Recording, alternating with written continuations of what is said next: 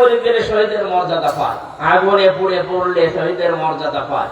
আর জালেমের জুলুমের সামনে নিজের বুক পেতে জীবন দিয়ে চলে গেল দুনিয়া থেকে, তাকে আপনি শহীদ বলতেও রাজি না। আপনাকে আর একবার মরে দেখানো লাগবে যে এই যে আমি শহীদ হলাম। জিনিস আপনি যদি সত্যি কথা এরকম সেন্সে বলে থাকেন, আপনার ঈমান নষ্ট হয়ে গেছে। কারণ শহীদ এই শব্দটা অনেক দামি শব্দ। খুব ভালো করে খেয়াল করবেন, আলেম যারা আছেন তাদেরকে বলছি, খুব ভালো করে খেয়াল করবেন। ঠাট্টা বিদ্রোহ করার জিনিস না। শহীদ এই শব্দটা আন্দাজে যাত্রার নামে লাগানো হবে না।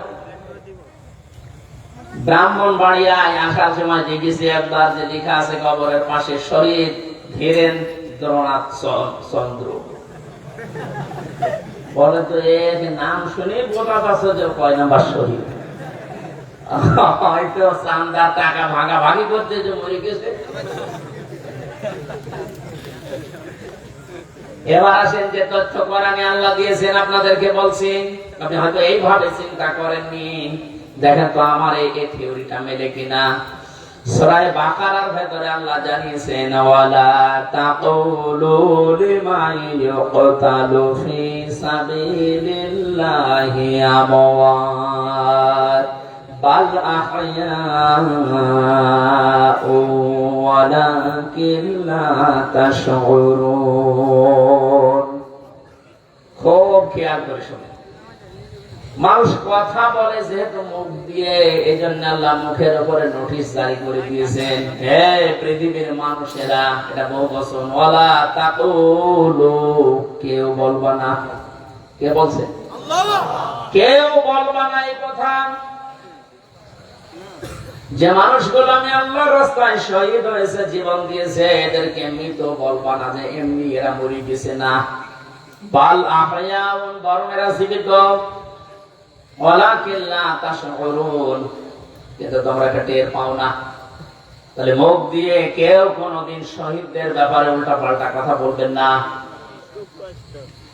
৭১ সালে দেশ স্বাধীন করার জন্য যারা জীবন দিল তাদেরকে যদি শহীদ বলতে পারেন, ২৪ সালে জালেমদের মোকাবেলা করার জন্য নিজের জীবনটা যারা দিয়ে দিল তাদেরকে শহীদ বলতে আপনার অসুবিধা কোন জায়গায়?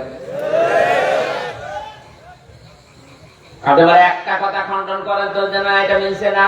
আল্লাহ মুখের উপরে প্রথমে নোটিশ দিয়েছেন, ১৪৪ দ্বারা জারি, মুখের উপরে মুখ দিয়ে বলবি না, কেউ বলবি না যে আমি আল্লাহর জন্য যারা জীবন দিয়েছে এরা শহীদ হয়নি রে, এমনি মারা গেছে, এদেরকে মৃত বলা যাবে না। কেন মৃত বলা যাবে না? কারণ এরা জীবিত। জীবিত কেমন করে? সূরা আলে ইমরান ৪ নম্বর পারার ১১ নম্বর পৃষ্ঠার ৯ নম্বর লাইনে আছে, মানুষের মুখ দিয়ে কথা বলার পরে আর একটা ধারণা করার জায়গা আছে মানুষের, সেটার নাম অন্তর। ধারণা করে কি দিয়ে? বলেন বলেন। মানুষের অন্তরে যেন ধারণাও না আসে, আল্লাহ এই জন্য অন্তরের উপর নোটিশ দিয়েছেন, আলা তাহসাবান্নাল্লাযীনা কুতিলু ফি সাবিলিল্লাহি আমওয়াতা বাল আহইয়াউন ইনদা রাব্বিহিম ইরযাকুন। আল্লাহ পাক বলেন, হে পৃথিবীর মানুষেরা, কেউ কোনদিন ধারণাও করবা না অন্তর দিয়ে যে আমি আল্লাহর জন্য যারা শহীদ হয়েছে এদের মরে গেছে। নাই, বলবা না। বলা তো যাবে না, ধারণাও করা যাবে না। কেন? বরং তারা জীবিত, ইনদা রাব্বিহিম ইরযাকুন, এবং তারা তাদের রবের কাছে রিজিক পাচ্ছে। আমি প্রশ্ন করি আপনাদেরকে, মানুষ ঘুমিয়ে থাকলে খাওয়া লাগে? কথা বলে না কেন? জীবিত থাকলে, জেগে থাকলে খাওয়া লাগে। সুতরাং যারা শহীদ হয় এরা ঘুমায় না। এ মানুষগুলো মারাও যায় না, এরা একটা জায়গা থেকে আর এক জায়গায় স্থানান্তরিত হয়, জায়গা পরিবর্তন করে আর এক জায়গায় চলে গেছে। এই মানুষগুলো জীবিত আছে, চিন্তা আছে, এবং শুধু জীবিত না, আল্লাহ নিজে তাদেরকে খাওয়াচ্ছে। শহীদ আল্লামা দেলাওয়ার হোসাইন সাইদি রহমতুল্লাহ আলাইহি, কেউ যদি বলেন মারা গেছে, না, উনি মারা যায়নি, ওনাকে মেরে ফেলা হয়েছে।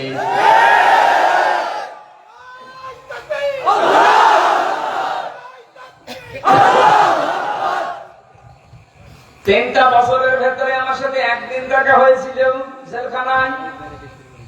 উনি 1 নম্বরে, আমি 4 নম্বরে। বহু কথা ওই 10 মিনিটের ভেতর আমাকে শুনিয়েছিল। সব চাইতে আশ্চর্য, যেদিন ওনাকে হাসপাতালে নিয়ে আসার জন্য সই নিয়েছে, ওই দিন ওনাকে ধোঁকা দিয়ে বোকা বানিয়েছে জেলার আর সুপার, এখন যারা স্বীকার করছে। ওনাকে এটা জানিয়েছে যে আপনি মুক্ত হয়ে যাবেন। এদেশের নির্বাহী আদেশে যিনি দায়িত্বে আছেন ওই সময় ছিলেন, তিনি নির্বাহী আদেশ দিয়ে আপনাকে মুক্ত করে দেবে, আপনি মুক্ত বাতাসে আবার কোরআনের কথা বলতে পারবেন। এ কথা বলার পরে সই নিয়ে ওখান থেকে বের করে প্রথমে গাজীপুরে নিয়ে যায়, ওই জায়গা থেকে নিয়ে যায় মেডিকেলে। ওখানে যাবার পর গাড়ি থেকে নামার সময় যে হাসিটা দেখেছিলেন আপনারা, আমরা তো জানি না, পরের দিন শুনলাম মারা গেছে। এখন ভিডিওতে দেখতে পাচ্ছি যে হাসিটা উনি দিয়েছিলেন, ওনার বিশ্বাস ছিল আমি আবার মুক্ত জীবনে কোরআনের কথা বলতে পারবো। কিন্তু ষড়যন্ত্র করে উপরের নির্দেশে, বিশেষ করে ডাক্তার নামে কলঙ্ক। আল্লাহর পরে মানুষ যদি কাউকে বিশ্বাস করে থাকে সেটার নাম ডাক্তার। আর এই কোরআনদার ডাক্তার মোস্তফা জামান, এখন আরো 2 জন আছে, এরা ভেতরে নিয়ে ইনজেকশন পুশ করে লোকটাকে দুনিয়া থেকে শহীদ করে দিল। অনেক যদি অসুস্থ হবে, আপনি বাস্তবতা টের পান না। কোন মানুষকে ওইভাবে অসুস্থ অবস্থায় হাসতে কোনদিন আপনি দেখেছেন? সুতরাং উনি মারা গিয়েছে কখনো না, আমি বিশ্বাসও করে না, কোনদিন বলিও না। উনি শাহাদতের মর্যাদা পেয়েছেন, কারণ সারা জীবন ওনার মোনাজাত ছিল আল্লাহুম্মা ইন্নী আসআলুকা শাহাদাতান ফি সাবিলিক। হে আল্লাহ, আমার সাধারণ ভাবে মরণ দিও না, মরণ দিলে তুমি শাহাদতের মরণ দিও। বহু মানুষকে হাসপাতালে আমি এই জেলখানার গেট দিয়ে বের হয়ে যেতে দেখেছি, সেলের ভেতরেই হয়তো মারা গেছে, কিন্তু নিয়ে যে প্রচার করে যে উনি মারা গেছে চিকিৎসাধীন অবস্থায়, অথচ জেলের ভেতরে মরে যায় অনেকে। এই জন্য আমার প্রতিদিনের তাহাজ্জুদের নামাজের দোয়া এটাই ছিল, আল্লাহ তুমি আমাকে এইভাবে সাধারণ মরণ দিও না। আল্লাহুম্মা ইন্নী আসআলুকা শাহাদাতান ফি সাবিলিক ওয়াজআল মাউতি ফি বালাদি রাসূলিক। হযরত ওমর এই দোয়া করতেন। এই প্রথম টুকু আমি মাঝে মাঝে বলেছি, আল্লাহ তুমি যদি মরণ আমাকে দাও তো শাহাদতের মরণ দিও। কোরআনের পাখির সারা জীবনের মোনাজাত ছিল এইটা, আল্লাহ তুমি আমাকে শাহাদতের মরণ দিও। এই জন্য উনি শাহাদতই পেয়েছেন। শাহাদত যারা বরণ করিয়েছে তাদের শাহাদত এখন বরণ করানো লাগবে না। এরা তো আর শাহাদত পাবে না, কারণ জালেমদের ভাগ্যে আল্লাহ শাহাদতের শব্দ দেয়নি। আল্লাহু লা ইয়াহদিল কওমাস যালিমিন। আল্লাহ পাক বলেন জালেমদেরকে আমি আল্লাহ হেদায়েত দেই না, পথ দেখাই না। সুতরাং যারা জুলুম করে মানুষের জীবন নষ্ট করে দিয়েছেন, সে শাহাদতের মরণ পেয়ে জান্নাতের পাখি হয়ে উড়ে বেড়াচ্ছে, তা আপনি কি করলেন? আপনি তো হেদায়েত থেকে চিরবঞ্চিত হয়ে গেলেন। যার ইশারায় যা করেছিলেন এখন তো সব উলটপালট হয়ে যাচ্ছে। আজকে এই সাবেক অবৈধ আইন মন্ত্রী আনিসুল হকের বক্তব্য, আমি যা করেছি এতদিন সব করেছি হাসিনার কথা নিয়ে ঠেলা সামলাইবার। শুধু এ না, এদেশে যত মানুষ অত্যাচার জুলুম নির্যাতন চালিয়েছে প্রত্যেককে যদি রিমান্ডে আমার সাথে যা করেছে ওইটুকু করে, ও সব সত্য কথা বলবে। মাটির নিচে নিয়েছিল, মাটির নিচে দিয়ে চোখ বাঁধা কালো কাপড় দিয়ে, পেছনে হাত বাঁধা। পেছনে যদি এমনি হাত বাঁধে, যদি হ্যান্ডকাপ, ওটা এমনিতে হাত কেটে যায়। পেছনে হাত দিয়ে যদি উপরের দিকে টান টান করে রাখে 11 ঘন্টা, আপনি বলেন সত্য বলেন আর মিথ্যা বলেন, যা বলবে বাবা সব ঠিক আছে। এই জন্য আমি এখন দাবি জানাই, আমার মুখ দিয়ে যারা এরকম উল্টা পাল্টা কথা, আমি তো বলি নাই একটা 11 ঘন্টা দাঁড় করানোর পরও আমি বলি নাই 10 দিন রিমান্ড, আমি একটা কথাও না, আমি এগুলো করি নাই। আপনি আন্দাজে জোর করে বলাবেন যে অবস্থায় আমাকে নিয়েছিল, আমার তো এখন মনে হচ্ছে ওই মানুষগুলোকে কাউন্টার টেররিজমে যে যার সন্তানগুলো ছিল, আলেমদেরকে যারা সবচেয়ে বেশি কষ্ট দিয়েছে, এই মনিরুল, এই হারুন, আসাদুজ্জামান, আব্দুল মান্নান, আতিকুর রহমান, নাম ধরেই বলছে এগুলো মানুষ নামে কলঙ্ক। মানুষ কষ্ট দিতে পারে আমি না দেখলে বিশ্বাস করতাম না। 10টা দিন গেছে আমার 10 বছরের মতো, ঘুম তো নেই। আন্দাজে কষ্টটি কেন দিলেন? নিজেরাই মাঝে মাঝে বলা করতে, হুজুর কিছু জানি না, আমরাও জানি। টিপ্পনি কাটতো, একে অন্যের সাথে হাসি তামাশা করতো, আমার নামাজ পর্যন্ত পড়তেই দেয়নি, জোহর আসর মাগরিব আমি সারাক্ষণ, কারণ জানি না এখন দিন না রাত। এখনো পর্যন্ত জালেমদের পক্ষে যারা সাফাই গাছেন, আমাদের কি দোষ আপনি পাচ্ছেন না? কোন দোষ যদি দেশের জালেমদের নাম থাকে, শুধুমাত্র আয়না ঘরের বিচার করলো আপনার ফাঁসি হবে। জানেন আয়না ঘর কি? ব্যারিস্টার আজমি, ব্যারিস্টার আরমান, আমান আজমি, আপনি কি জবাব দেবেন তার মা বাবার কাছে, তার স্ত্রীর কাছে, তার ছোট ছোট বাচ্চাদের কাছে কি জবাব দেবেন বলতে পারেন? পারবেন না। এরপরও আপনি মাইকে, এরপরও লাইভ করছেন যে আমার কি অপরাধ, আমি দেশ ত্যাগ করলাম, আমি তো এখনো খুঁজে পাই না। খুঁজে পাচ্ছেন না? কোন দোষ যদি আপনার নাও থাকে, সবচাইতে বড় দোষ আপনি আয়না ঘর বানাচ্ছেন। এটার চাইতে মারাত্মক পৃথিবীতে কোন জুলুম আছে বলে আমি জানি না।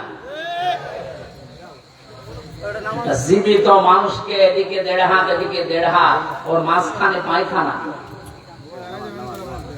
আমি যেখানে থাকতাম এর মাথার কাছে পায়খানা, এতটুকু জায়গায় 24 ঘন্টা।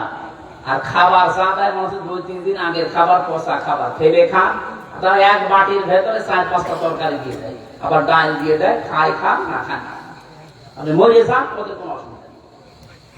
কারণ কেউ জানে না তো পৃথিবীতে আছে কিনা। এমন জায়গায় এমন ভয়ঙ্কর, এমনিতেই মানুষ হাঁটে করে মরে যাবে। এই জন্য যারা তত্ত্ববটন জড়িত এই জুলুমের সাথে, ওদের কোনো শাস্তি দেওয়ার দরকার নেই, শুধু এই ঘরের ভেতরে 10 দিন একটু আটকে রাখে। আমাদের তাও সেনাই তো কোরআন ছিল, আমি কোরআন পড়তে পারতাম, ও শয়তানদের তো কোরআন ওই এমনি টেনশন করে যাবে। এখনো টের পাচ্ছে না আমি কি করেছি, এত আমার উপর জনগণ এত খেপলো, টের পাচ্ছেন না। জালেমরা জাহান্নামে যাবে, তার 1 নাম্বার কারণ এরা আল্লাহর মামলার আসামি। এটা আমি বাংলা সূরা সূরার 42 নাম্বার আয়াতে আল্লাহ জানিয়ে দিয়েছেন, ইন্নামাস সাবিলু আলাল্লাযিনা ইয়াসলিমুনান নাস, অবশ্যই আমি আল্লাহ মামলা দেব তাদের বিরুদ্ধে যারা মানুষ হয়ে মানুষের উপরে জুলুম করছে। সুতরাং 15-17 বছর যারা জুলুম করেছে, আপনি হামজার মামলার আসামি না হলেও আপনি আল্লাহর মামলার আসামি। সাধারণ মানুষ মামলা দিয়েছে দরবেশ বাবার নামে, আনিসুল হকের নামে সাধারণ মানুষ মামলা দিয়েছে, এক গরিব মানুষ। তারপরেও ওই বাংলাদেশে হাজার হাজার লক্ষ উকিল থাকার পরেও এই লোকটার পক্ষে কোন উকিল এখনো দাঁড়ায়নি। আর আপনি তো সাধারণ মানুষের মামলার আসামি না, আপনি সরাসরি আল্লাহর মামলার আসামি।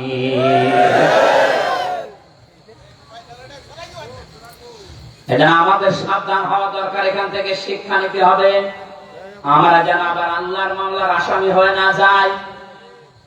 এদের জন্য হেদায়েত কামনা করলে হেদায়েত হবে না, কারণ কোরআন নিষেধ করেছে, আল্লাহু লা ইয়াহদিল কওমাজ জালিমিন।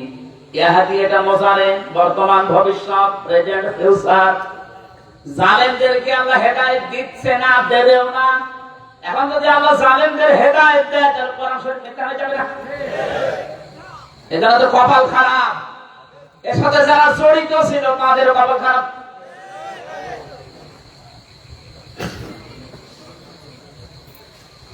ফরিদপুরবাসী বড় ব্যথা নিয়ে কথা বলছি। এই জালেমদের জুলুমের কারণে আমার ছোট মেয়েটা আজ পর্যন্ত আমার চিনি না, আমার কাছেও আসতে চাই না, ভয় পায়। কি করেছিলাম? কোরআন হাদিসের কথাগুলো ওপেন ভাবে বলতাম, গোপন রাখতাম না, এইটা আমার অপরাধ। এতটুকুর জন্য আপনি 3টা বছর নষ্ট করবেন আর এত কষ্ট আমার দেবেন? এটা ধরে নিয়েছে, বসিয়ে তো ছড়িয়ে দিলেই হয়েছে, এইভাবে বলতে নেই, আমি তো সংশোধন হয়ে যেতাম। আর 8 মাস 9 মাস বয়সে আমি রেখে এসেছিলাম, 3 বছর পরে এখনো বয়স 4 বছর, এখনো পর্যন্ত স্বাভাবিক না, আমার কাছে আসতে চায় না। কেন আপনি কাজ করলেন? কি জবাব দেবেন বলেন তো? এই জন্য মাওলানা মামুনুল হক এই কথাটা বারবার আমাকে শোনাতে, জালেমদের বেঈমানদের কোন জানাজা নেই, জানাজা মানে তাকে সাক্ষী দিয়ে আল্লাহর কাছে পৌঁছিয়ে দিতে ভালো ছিল, এই কথা বলা যাবে? এটা না আমরা সাবধান হচ্ছি, আপনাদেরকেও সাবধান করছি। এখন জুলুমের পক্ষে যদি আপনি স্ট্যাটাস দিয়ে যান, জুলুমের পক্ষে ছাপাই গান, আপনিও জানেন, আপনিও চিহ্নিত, আপনি মারা গেলে আপনার জানাজা পড়া, কবরে দেওয়া জায়েজ নেই। আপনি এমনিতেও জাহান্নামে যাবেন, অমনিও জাহান্নামে যাবেন। জালেমের জন্য জান্নাত হারাম, কথা বলছেন না? জালেমের জন্য জান্নাত হারাম, কারণ জালেম হচ্ছে আল্লাহর মামলার আসামি। এটা ছোটখাটো বিষয় না, অনেক ওজনওয়ালা কথা। আল্লাহ, আমরা অনেকেই মনে করি আল্লাহ কি দেখে না। ব্যারিস্টার আরমানের এই কষ্ট কি আল্লাহ দেখে না? হাওয়ালা তাহসাবান্নাল্লাহা গাফিলান আম্মা ইয়ামালুজ যালিমুন, ইন্নামা ইউআখিরুহুম লিয়াউমিন তাশখাসু ফীহিল আবসার। আল্লাহ পাক বলেন, হে নবী, আপনি কি মনে করেন যে জালেমদের সম্পর্কে আমি কোনো খোঁজ রাখি না? আমি সবচেয়ে বেশি খবর রাখি জালেমদের ব্যাপারে। ওদেরকে আমি ছাড় দিয়েছি ওই দিন পর্যন্ত যেদিন চক্ষু উল্টিয়ে যাবে। আজ ঠিক তাই হচ্ছে। জালেমদের সাথে দেশের মানুষেরা এমন আচরণ করেছে, অনেকেই চোখ উল্টিয়া আটকে উঠছে। হলো কি? বিশেষ করে সেনাজার ইরন চেয়ারম্যান ওরে পিটিয়ে মেরে জালেমকে গাছের সাথে না ওই পিলারের সাথে টাঙিয়ে মরার পর দুনিয়া আটকে উঠেছে। হচ্ছে কি? আবু সাইদকে যে লোকটা সজ্ঞানে স্বেচ্ছায় দড়ি করে হত্যা করেছিল, তার এই জনগণ পিটিয়ে ন্যাংটা করে টাঙিয়ে রেখেছে। ইন্নামা ইউআখিরুহুম লিয়াউমিন তাশখাসু ফীহিল আবসার। আমার তো মনে হচ্ছে কোরআনের এই আয়াত এখন খাপের খাপ মমতাজের বাসা মিলে যাচ্ছে। জালেমদেরকে আমি আরেকটা স্মরণ করাচ্ছি, এখনো যারা জালেমদের পক্ষে কথা বলেন, জালেমদের পক্ষে যারা আছেন তারা সাবধান হন। কোন জালেম যদি টার্গেট নাই কোন জায়গায় পৌঁছাতে, আমার আল্লাহ বলেন ওকে আমি ছাড় দিতে দিতে এমন জায়গায় পৌঁছাই, ওই সফলতা পাওয়ার আগে ওর তার আমি কেটে দেই। এটা তাফসীরে তাবারীর ভেতরে আছে, যদিও দুর্বল, কারো জন্য শিক্ষার জন্য আমি বলছি। হযরতে হুদ আলাইহিস সালাম দাওয়াতি কাজ করছিলেন, সবচেয়ে বেশি বাধা তাকে দিয়েছিল ওই জামানায় যে লোকটার নাম আমরা শুনি জান্নাত বানিয়েছিল, সাদ্দাত। যখন হযরতে হুদ আলাইহিস সালাম দাওয়াত নিয়ে গেলেন, যে জান্নাতের কথা জাহান্নামের কথা তাকে শোনালেন, এ আল্লাহর নাফরমান বান্দা ডাক দিয়ে বলে, তুমি আল্লাহর নবী দাবি করো, তোমার আল্লাহর জান্নাত আমার লাগবে না, আমি নিজে জান্নাত বানাবো, তুমি শুধু জান্নাতের আইটেম গুলো বলো যে কি কি পাওয়া যাবে। হযরত হুদ নবীর কাছে সব শুনলেন, যে স্বর্ণের ইট হবে, রূপার ইট হবে, বিশাল সাম্রাজ্য তান, যেখানে যত স্বর্ণ পাওয়া যায়, রূপা পাওয়া যায়, সবগুলো পেয়াদাদেরকে দিয়ে জোগাড় করেছে এক জায়গায়। 22,000 শ্রমিক কাজে লাগিয়েছে। 20 বছর ধরে ধরে জান্নাত মনের মতো করে বানাচ্ছে। হযরত হুদ আলাইহিস সালাম যা যা বলেছিলেন একেবারে ওইভাবে হুবহু বানানোর চেষ্টায় আছে। স্বর্ণের ইট তৈরি করার জন্য তো সোনা লাগবে, যেখানে যা পাওয়া যায় সব নিয়েছে। মুফাসসির লিখেছেন আল্লাহর এক বান্দি বিধবা, বিয়ে হওয়ার পরে স্বামী মারা গেছে, মা বাবা নেই, এতিম।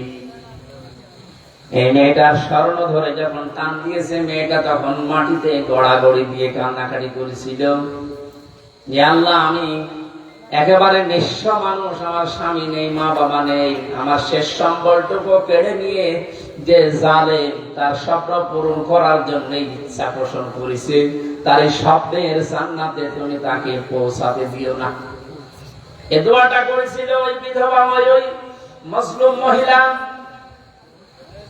আল্লাহ রাব্বুল আলামিন বলেন পৃথিবীতে 3 জনের দোয়া সঙ্গে সঙ্গে কবুল হয়ে যায়, কোনো পর্দা থাকে না, তার ভিতরে একজন মাজলুম। এই যদি সত্যিই মন থেকে কিছু বলে, আল্লাহ পাক ওটা সঙ্গে সঙ্গে আরো সে তুলে নেয়। এটার প্রমাণ এই হারুন। আমি রিমান্ডে থাকাকালীন জেলখানায় ছিলাম প্রথম 2 মাস ওই ছোট হুজুরের সাথে, যে রফিকুল ইসলাম মাদানী। আমার রাতের বেলা কেঁদে কেঁদে বলতো, রিমান্ডে নিয়ে আমার ওই যে কি ঢাকা হাতির জেল, তারা 12:30টা 1টার দিকে ওখানে নিয়ে গিয়ে সম্পূর্ণ উলঙ্গ করে আমার ছবি তুলে হাতের ভেতর সিগারেট লাগিয়ে বলতো, খান, আমরা ছবি তুলবো, এইটা ছেড়ে দিয়ে জনগণকে জানাবো যে হুজুরের আজকে দেখলাম বলছিল জানো, ওই দিনই আল্লাহর কাছে ওই মাসরুম অবস্থায় আকাশের দিকে তাকিয়ে দোয়া করেছিলাম, মাবুদ, জীবনে যদি কিছুই তোমার দরবারে ভালো না লাগে, কবুল না হয়, আজকের যে দৃশ্য, আমার শরীরে এক টুকরা পোশাক নেই, তুমি দেখতে পাচ্ছ। আমি একটা যুবক মানুষ, আমরা অনেকে মনে করি ছোট মানুষ, মিসকিন মানুষ না, ওর বয়স আমার 27-30 বছর। কারণ ওই সময় ছিল 27 জেলখানা, 3 বছর 30 বছর বয়স। 30 বছর বয়সের মানুষ কি ছোট? কথা বলেন। দোয়া করেছিলাম, মাবুদ, তুমি আমার এই দোয়াটা কবুল করো, মাসলুম অবস্থায় তুমি তো মনাসাত ফেরত দাও না। এই হারুন, এই টিভি হারুনের কারণে আজ আমার এই অবস্থা। ও নাকি অর্ডার দিয়ে দিয়ে আমার এটা করাচ্ছে।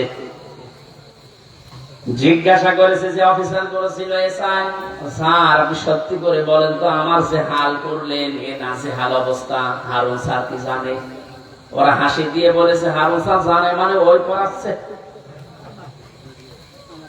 সঙ্গে সঙ্গে ওই সময় দোয়া করেছিলাম, মাবুদ, তুমি ওকেও আমার মতো এরকম কিছু দেখায়ও। দেখিয়েছেন আল্লাহ জনগণের সামনে, আমার আল্লাহ এই পৃথিবীতে দেখিয়ে দিয়েছে কিভাবে লজ্জা স্থান মানুষকে দেখাচ্ছে এই শয়তান। আমার একজন দেখিয়ে বসে, হুজুর এই দেখেন কারবার। আমি নাউজুবিল্লাহ, আস্তাগফিরুল্লাহ করি। ও কয়েকদিন পরে স্ট্যাটাস দিয়েছিলাম, আমি বাইরে যেতে পারি না, বাইরে গেলে মানুষ বলে 3 ইঞ্চি।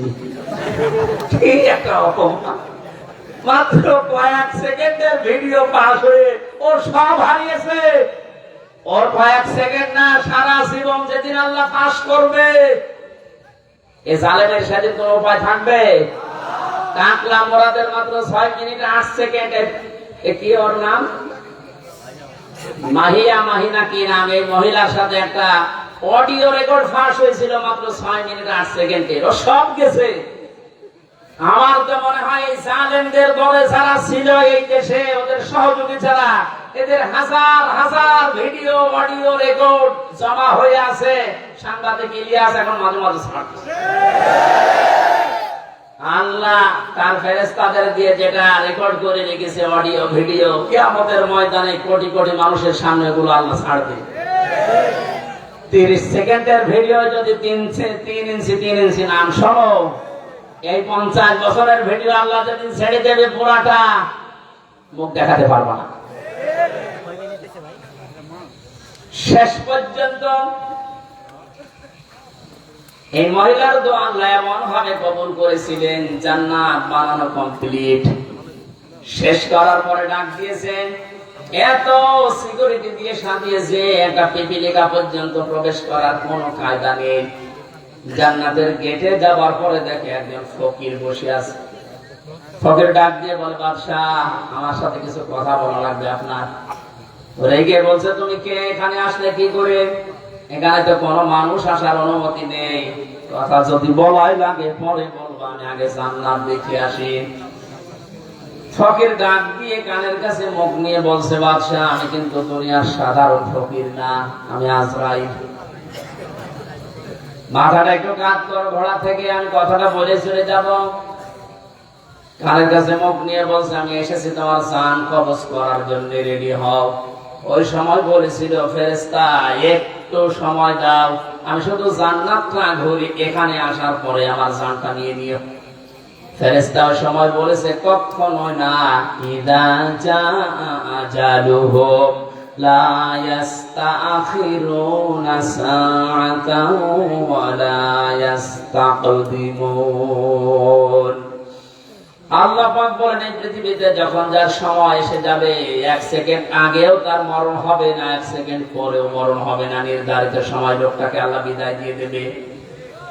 এরপরেও ঘোড়ার পা থেকে জান্নাত পর্যন্ত পৌঁছাতে ও সর্বাত্মক চেষ্টা চালিয়েছিল। আল্লাহ ফেরেশতা ঘোড়া থেকে পা জান্নাতের যে বানানো জান্নাতের চৌকাঠ পর্যন্ত স্পর্শ করার আগেই জান কবজ করে ফেলেছে। মুফাসসিরে আয়াত তাফসীর করতে গিয়ে তিনি কয়েকটা কারণ দিয়েছেন কেন জান্নাতে প্রবেশ করতে পারল না ওর বানানো। এক নম্বরে আমি প্রায় এখানে 26টা কারণ পড়েছিলাম, সবগুলো আমার মনেও নেই, কয়েকটা বলছি। প্রথম নম্বরে কারণ হচ্ছে ওই যে মজলুম মহিলা, যার শেষ সম্বলটুকু কেড়ে জালেম তার স্বপ্ন পূরণ করার জন্য চেষ্টা করেছিল, ওই মহিলার দোয়া আল্লাহ কবুল করে নিয়েছিলেন। রব্বুল আলামিন আমার শেষ সম্বলটুকু যে কেড়ে দিল, ওই জালেম যেন তার বানানো স্বপ্নে প্রবেশ করতে না পারে। আজ হাজার হাজার আবু সাইদ মুগ্ধ, আবু রায়হান সহ কত মানুষের মার বাবা রাতের বেলা চোখের পানি ছেড়ে দিয়ে দোয়া করেছে, আল্লাহ আমার বুকটা যে খালি করে দিল, তাকে তুমি জমিনে জায়গা দিও না। নবীজির কথা 100% সত্য কিনা বলেন তো? তুমি যে বলেছিলেন মুসলিমের দোয়া আল্লাহ ফেরত দেয় না, আবু সাইদের মায়ের দোয়া আল্লাহ ফেরত দিয়েছে। বাংলার জমিনে আল্লাহ জায়গা দেয়নি, 1 ইঞ্চি জায়গা তার জন্য এখন আর বৈধ না। যত মামলা এখন শুরু হয়েছে, এভাবে যদি চলতে থাকে 8-10 দিন, আশ্রয় যেখানে নিয়েছে, যারা সুশীল সমাজ আছে দাবি করছে, ওরা বলছে ওই দেশেও তারে আর জায়গা দেবে না, ওখান থেকেও বিদায় দিতে বাধ্য হবে।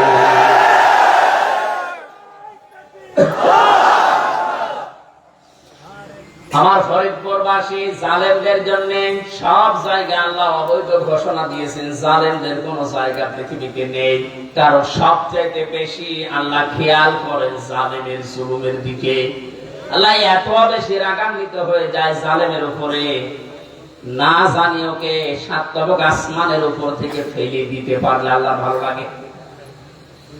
এই জন্য আমরা সাবধান হব, কোন জালেমের জানাজা কবরে দেওয়া এটা নেকি, এটা ভুয়া হবে। ওদের জন্য জানাজাও জায়েজ নেই, কবরে দেওয়া জায়েজ নেই।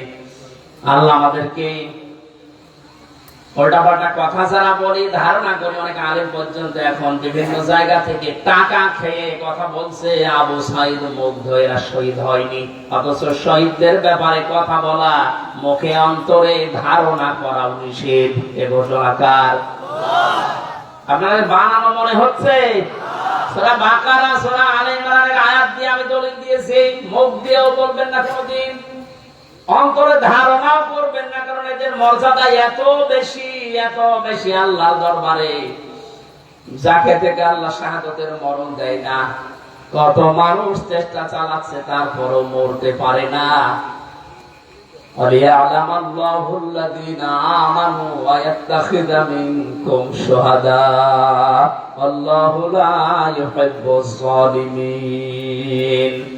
সূরা আলে ইমরানের 140 নম্বর আয়াতের শেষের দিকে আছে আল্লাহ রাব্বুল আলামিন বলেন, আমি যার জীবন যৌবন পছন্দ করি, ভালোবাসি, এই মানুষকে আমি আল্লাহ শাহাদাতের মরণ দিয়ে ধন্য করি। জোরে বলেন সুবহানাল্লাহ। শহীদ আবু সাঈদ সাধারণ মনে হচ্ছে না, ওই ইসলামী আন্দোলনের একজন কর্মী ছিল। তাই এখন কর্মী ছিল। এখন খোঁজ খবর নিয়ে যেটা দেখা যাচ্ছে, তার মানে জীবনে এমন এমন কাজে আঞ্জাম দিয়েছে, রাতের বেলা তার তাহাজ্জুদের নামাজ, চোখের পানি আল্লাহর দরবারে মনে হয় মঞ্জুর হয়েছে।